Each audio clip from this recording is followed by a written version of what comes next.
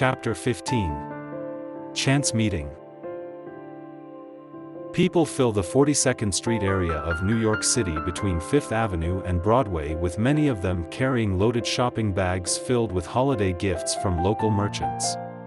Consumers scurry past the election protesters that continue to march, advocating support for their presidential candidates of choice, be it Hayes or Tilden. The sound of clip-clopping horses and manure smells pulling taxi-style carriages fill the air as their drivers travel cautiously on the busy streets and avenues. John Bigelow, Mary, and Samuel are also out this morning buying gifts and enjoying the festive season. They are standing on the sidewalk as their driver busies himself loading their packages into the coach. Mary watches anxiously and directs the man how to arrange them in hopes that none of her precious items will be broken or damaged. Seeing that his sister has the matter well in hand, Samuel turns and waves to the protesting marchers. They call out to him, "Demand what is yours and the people will sustain you." A second protester shouts, "Issue the call that our liberties are best preserved by the sword." Then a third bellows, "Fair count or fight." Without replying to these enthusiastic supporters, Samuel tips his hat to the men and climbs into the fully loaded carriage. Once inside the coach, he looks to the window on his left in time to see another carriage pass by at a fast clip, with the horses in full trot. As this rapidly moving carriage passes to the front, its rear wheel catches a rut, throwing mud and water directly at two nicely dressed women who have been chatting with each other nearby. Their packages fall to the sidewalk and both women scramble to retrieve them. In the midst of this scuttle, the older of the two women falls to the ground and the younger lady starts to laugh while struggling to help her up. From inside the carriage, Mary says, "Oh John, those women are in need of assistance. Would you be so kind?" Nodding, Bigelow curses quietly under his breath, "Careless cab drivers," as he retrieves his hat that he had just taken off. While holding his hat in his hand, he carefully maneuvers his exit from the coach. Once he is outside, Samuel leans out his window, winks at John and says, "Do not get too distracted, I'm going to need you today." John smiles while positioning his hat on his head, "No need to worry, I'll meet up with you at the house." Samuel nods his approval and motions for his driver to go forward. Samuel's carriage driver snaps the reins on the horses' backs and they move forward slowly into traffic. Samuel and Mary peer through the carriage window as John and a few of the protesters who have put down their signs rush over to assist the ladies. Samuel waves to John as his carriage passes. At that moment he notices that the younger woman has a familiar face but doesn't recollect knowing her. As this thought races through his mind, the young woman, Celeste, raises her head in Samuel's direction and their eyes meet for a brief but defining moment. While concentrating on assisting the elder woman, Bigelow doesn't realize she's the same woman who spooked their horses in Central Park a few days earlier. Mary notices Samuel's obvious attraction to the younger woman and scolds, "Put your eyes back in your head. She's half your age." Samuel laughs, "I was just making sure John is all right. But since you mentioned it, the beauty of that young woman is exquisite." Mary smiles, "She's pretty, but her dress tells me she's not from New York." Samuel brings his hand to his chest and thumps it gently against his heart. Mary replies, "Who are you kidding? You'll never marry." Samuel declares, "My poor health and age are part of the reason. Secondly, law is my passion, not women. Thirdly, I've handled and studied enough divorce cases and know all too well why socialites marry. Money. If their husbands dare to object to wild sprees, the marriage bliss ends and bank accounts are drained." Back outside on the sidewalk, Bigelow hands the packages back to Celeste and her mother, then asks the older woman, "Are you in need of any medical attention?" The older woman smiles, "No, no," then asks, "Was that Samuel Tilden in the coach with you?" Bigelow answers, "Why yes, it was." Celeste is surprised that her mother has recognized anyone in New York City and asks, "Mother, how do you know who that man was?" The woman winks at Bigelow and says with a slight snicker to her daughter, "All the ladies rich and not in New Orleans are arguing for the right to vote and read the political articles. that man is Samuel Jones Tilden, is our newly elected president. You would know this, dear, if you paid more attention to the news. Celeste is not amused by her mother's remarks or the mud-spattered situation which has now begun to soak through her clothing. What do I care what man is elected president, she sarcastically responds. Women are not allowed a say in such matters of politics. She then turns to Bigelow. Thank you, sir, for your kind assistance. We can handle it from here. The mother reprimands her daughter, Celeste, your manners, and turns to Bigelow and says, I'm sorry, sir, I did not hear your name. Bigelow touches the brim of his hat and slightly nods. John Bigelow, ma'am. The woman tries unsuccessfully to swipe some of the mud from the front of her dress and she smiles and states, your reputation precedes you, sir. My name is Mrs. Stauffer, of New Orleans. My husband is in pharmaceuticals. And this lovely lady is my daughter Celeste Stauffer, who, as you now know, speaks her mind without pause. Bigelow is impressed with her family's credentials. Mr. Tilden's father was in the same business. Mrs. Stauffer replies, yes, I know, my husband often spoke of his successes with cures. The three commence walking toward the entrance of the Fifth Avenue Hotel. Bigelow turns to Celeste and asks, and if you could vote?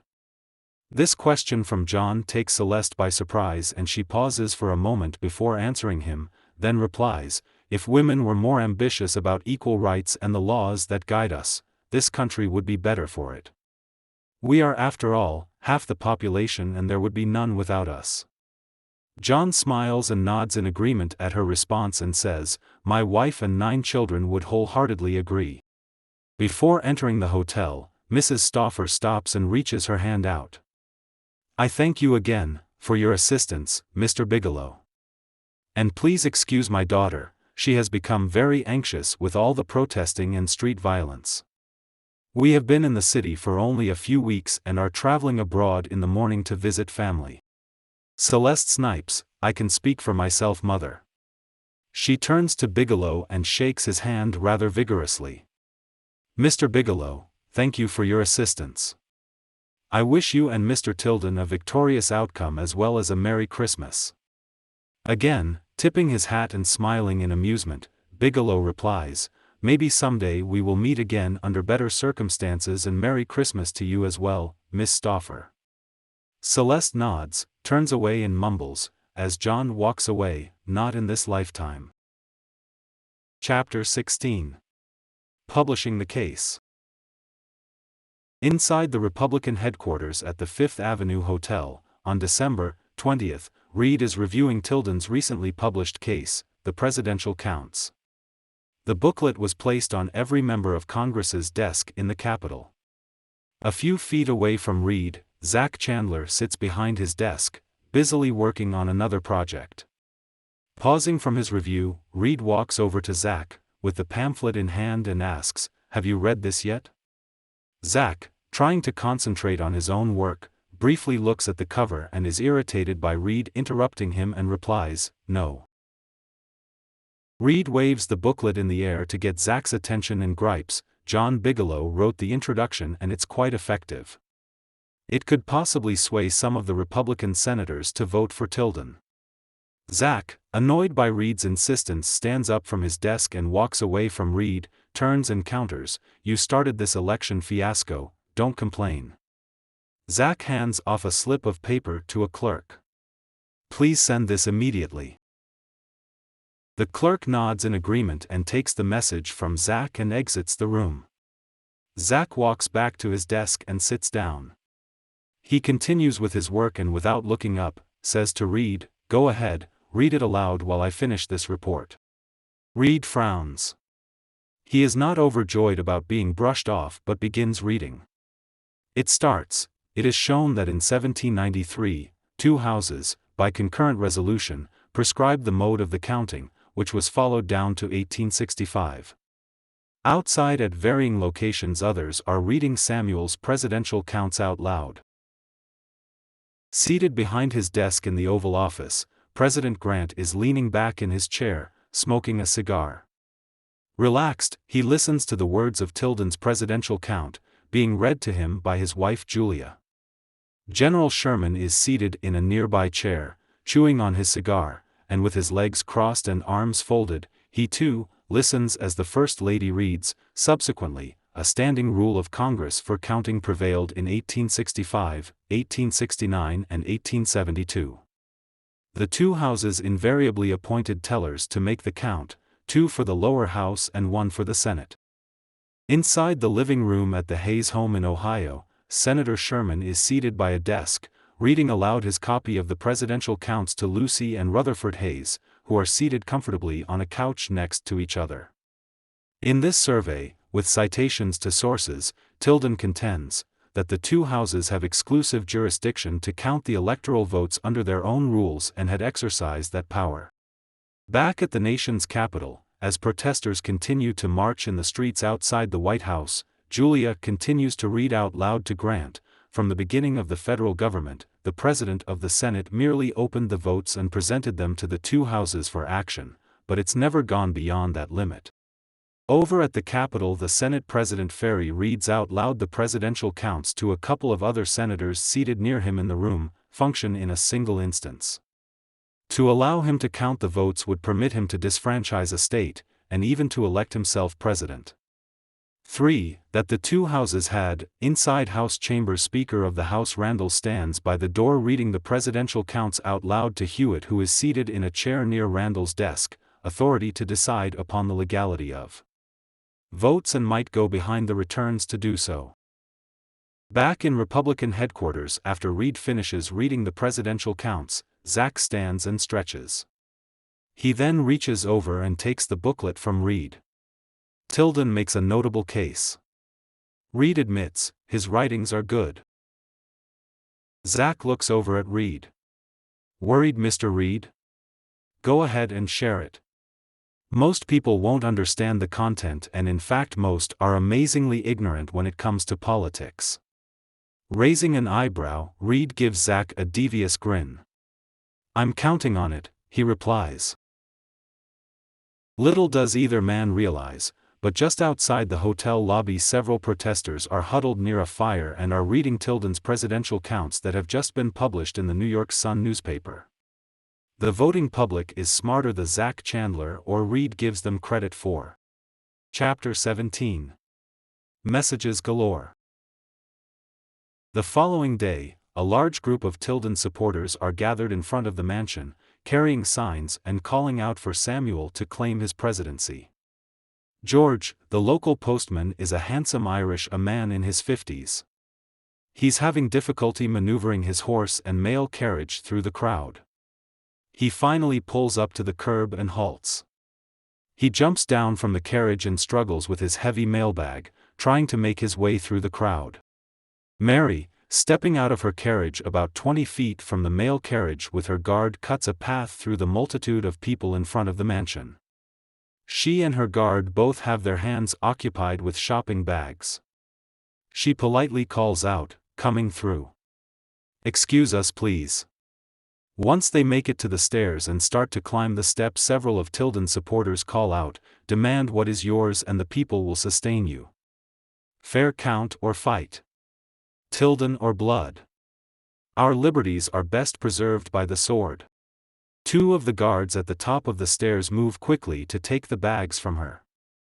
Giving a sigh, Mary turns and looks back out over the crowd and notices George struggling with his heavy mailbag. As he finally reaches the stairs and starts to make his way up, she says to him, "I am so sorry, George. Carrying all this mail every day must be a nuisance." George drops the heavy bag onto the front stoop and it lands with a thud. "It seems your brother is getting letters from the entire country." Mary opens the door to the house and invites George in. "I think you're right. My brother tries to read them all, but there are so many." She holds the door open for the mailman and says, "Come on inside and warm up." With a grunt, George picks up the heavy sack, slings it over his shoulder and follows Mary into the house. Once inside, she takes inventory of her bags the guards placed on the floor. A butler saunters over to retrieve them and carries them off into another room. Mary instructs George to put his mailbag down on the floor near the stairwell. Right over there will be fine. George walks to the staircase and unloads the mailbag with another loud thud, onto the floor near the bottom of the staircase. There you go, Mrs. Pelton. Mary smiles and says, Please George, you need not be so formal. She opens her purse to retrieve money for a tip. You must be parched. Would you like something to drink? George answers, No thank you and no need for that, meaning both the drink and tip. Samuel appears, descending down the staircase and greets George. I see you have mail. He peeks into the mailbag and Mary says to him, He has been carrying heavy loads of mail for weeks. Our postmaster would get him an assistant. Not likely, George replies. He has a budget to keep. George makes his way back toward the door and says, Have a good day, Mrs. Pelton and Governor and Mr. President-elect. As the mail carrier opens the door, he pauses for a moment after Samuel says, Thank you, George. All this chaos should be over soon and hopefully my mail will be diverted to Washington. Still standing at the open entry, George looks at Mary and asks, Will Mrs. Pelton be moving to Washington with you? Mary smiles and replies, No, I will not. When he moves, I will finally have some peace and quiet around here. Mary holds the door open and watches George as he moves down the stairs. He stops midway, turns to look up at her. So you're staying? Mary grins, Actually, that has not been decided. George continues his descent down the stairs. Oh, well, us New Yorkers would like it if you stayed. Mary has a half grin on her face as she sees him off, then turns and closes the door. When she enters the room, she sees Samuel, who occasionally enjoys poking a little fun back at his sister. He teases her when he asks, Does he make your heart thump, Mary? Mary walks past Samuel, swipes back, He's a good man who is happily married with children and grandchildren. Samuel laughs and says, You know I'm just teasing, but curious, how do you know so much about our mailman? Mary smiles, All the ladies in Gramercy know who's who in our neighborhood. Samuel follows her into the library where Mr. Smith is busy working at his desk. Tilden informs Mr. Smith, another delivery of mail has arrived. It's at the entrance. Mr. Smith stands from his desk and looks at Samuel and says, You're in a good mood today. Mary conveys, He has been upbeat ever since he submitted the publication. Samuel grins and walks to the dining room table where a fancy crystal dish is stacked high with holiday treats. He selects one and looks at Mr. Smith and his sister. I am in good spirits. Smith walks over to the mail sack in the other room and drags it across the floor into the next room. He rests it against his desk and lets out a grunt. Samuel tells him, Next time instruct one of the guards to carry it. Smith grimaces at Samuel, straightens himself and rubs a muscle in his lower back. Samuel finishes his snack and walks to Mr. Smith's desk and randomly selects a few messages and reads. His demeanor changes from gleeful to serious. He says to Mr. Smith and Mary, These are filled with offers of violence. Mr. Smith replies, Many of them are. I had one today from a man pledging himself and his 5 sons. Hundreds of others committing their lives and fortunes to fight for you. Smith adds. They have great respect for you, Mr. Tilden. Samuel replies, And I them, with the earlier lightheartedness gone from his voice. Samuel adds, Shedding of American blood of all races should only be in defense of our country. We are still a fairly young country just celebrating our centennial. If we are going to last centuries into the future, politicians and the people must learn to negotiate with language, not savagery. My trust is in the people. When they rise up peacefully, the system gets cleansed. Mary smiles and suggests, Everything you just said should be included in your inaugural address.